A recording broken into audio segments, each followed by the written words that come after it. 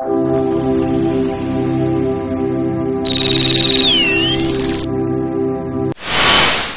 et bienvenue sur legolf.com. Je m'appelle Jean-François Ségurel, je suis coach pour ce site. Je vais donc vous présenter une nouvelle situation au niveau des règles. Ouais, une balle qui a l'air relativement bien posée, mais si on regarde bien, et vous entendrez peut-être au niveau du son, que cette zone en fait est une zone humide, ce qu'on appelle en fait au golf au niveau des règles de l'eau fortuite. Alors ça peut être un résidu de pluie, ça peut être une fuite d'arrosage, ce que je pense qui est le cas ici. Et donc, qu'est-ce que nous avons le droit de faire? Donc cette balle est reposée, elle a l'air à peu près au sec et tout à fait jouable. Si vous avez suivi un petit peu nos autres petits spots au niveau des règles, vous avez dû vous rendre compte qu'il y a l'importance de là où repose la balle et l'importance où vous allez mettre vos pieds. Et là, ce qui se passe, c'est que au niveau de la situation, quand je vais mettre en place pour jouer la balle, je me rends compte que ici, sous mes pieds, l'eau, quand je me mets en place, ressurgit entre mes chaussures. C'est-à-dire qu'en me mettant en place, j'ai de l'eau entre moi et le sol. Cette règle-là, cette situation-là fait que j'ai le droit de me déplacer. D'accord.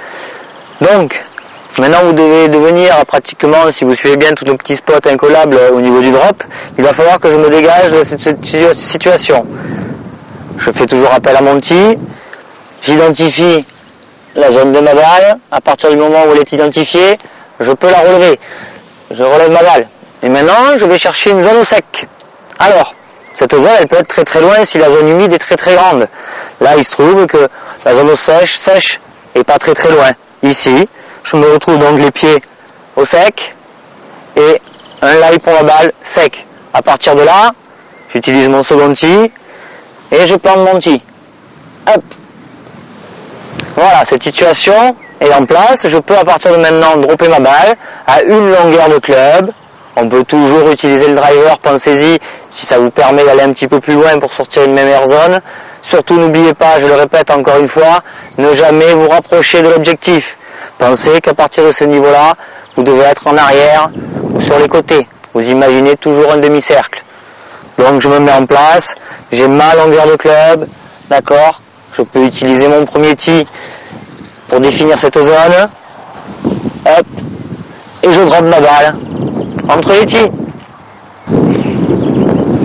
Donc voilà, ma balle est en jeu, à partir du moment où je l'ai droppée. Je vous rappelle les quelques petits points importants de la situation. Pensez bien que ce n'est pas que la balle, c'est aussi l'endroit où vos pieds sont en place. Donc rappelez-vous, au fortuite, c'est l'endroit où la zone est humide, à partir du moment où vous mettez en place, où votre balle aussi peut reposer dedans. La zone de dégagement, c'est le point le plus proche de l'endroit où vous êtes, où le parcours devient sec. Ça peut être très très loin. Si votre zone humide fait tout le fairway, vous pouvez vous retrouver à 30 ou 40 mètres de votre objectif et avoir une longueur de club à partir de ce moment-là. Je répète aussi un petit point important qu'on avait vu sur notre vidéo. Une longueur de club à partir du point de dégagement, pas une longueur de club à partir du point initial. Voilà, là-dessus, je vous...